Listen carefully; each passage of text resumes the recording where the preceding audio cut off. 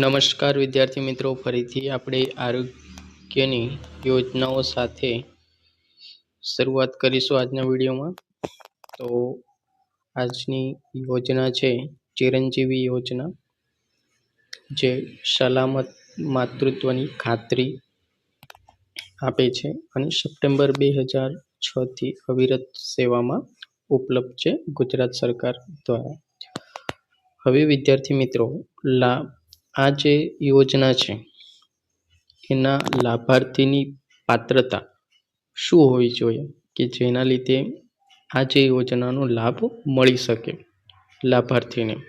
તો આ યોજના માટે સૌથી પહેલાં તો ગરીબી રેખા હેઠળની જે પણ સગર્ભા સ્ત્રીઓ છે, એટલે કે BPL કાર્ડ હોલ્ડર્સ, ત્યારબાદ અનુસૂચિત જનજાતિની તમામ સગર્ભા સ્ત્રીઓ જે શેડ્યુલ ટ્રાઇબલ એરિયામાં આવતા હોય છે.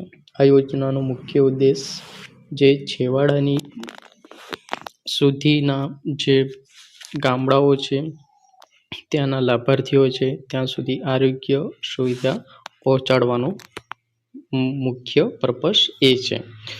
હવે જોઈએ તો કે આ યોજનામાં ખાનગી નિષ્ણાંતો દ્વારા શ્રેષ્ઠ સારવાર મળી રહે તે માટે યોજના હેઠળ સગર્ભા સ્ત્રીઓ નજીકના સરકાર માન્ય ખાનગી સ્ત્રી રોગ નિષ્ણાંત પાસે સારવાર મેળવી શકે છે. શેના માટે? તો કે સલામત પ્રસૂતિ થઈ શકે તે માટે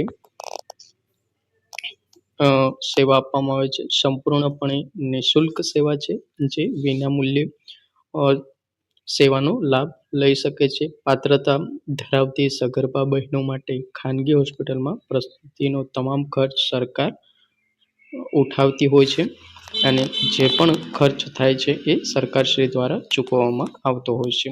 ત્યારબાદ જોઈએ તો આ યોજનાની અંદર વાહન ભાડું જે છે હોસ્પિટલ પહોંચવા માટે આર્થિક સહાય રૂપે આપવામાં આવતું હોય છે. જે ગ્રામ્ય વિસ્તારની સગર્ભા મહિલાઓ છે તેમને વાહન ભાડું ₹200 અને શહેરી વિસ્તારની સગર્ભા બહેનોને ₹100 ચૂકવવામાં આવતા હોય છે.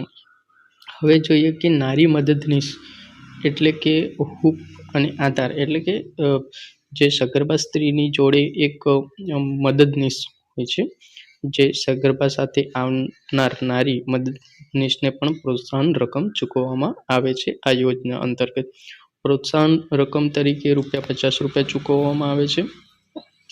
જ્યારે ડૉક્ટર માટે પ્રોત્સાહન આ યોજનામાં ₹1795 દરેક પ્રસૂતિ દીઠ સરકાર તરફથી ખાનગી સ્ત્રી નિષ્ણાતને ચૂકવવામાં આવે છે. આ રકમ સીધી ડૉક્ટર એટલે કે હોસ્પિટલને ચૂકવવામાં આવતી હોય છે. યોજનાની આર્થિક રૂપરેખા તરફ એક નજર કરીએ તો ખાનગી ડૉક્ટરની ફી ₹1795, વાહન ભાડું ગ્રામ્ય વિસ્તાર માટે ₹200 અને વાહન ભાડું શહેરી વિસ્તાર માટે ₹100, નારી મદદનીશને ₹50 અને દર્દીને આમાં કોઈ પણ જાતનો ખર્ચ થતો નથી. જોઈએ તો ચિરંજીવી યોજના એક સલામત ભવિષ્યનો પાયો છે.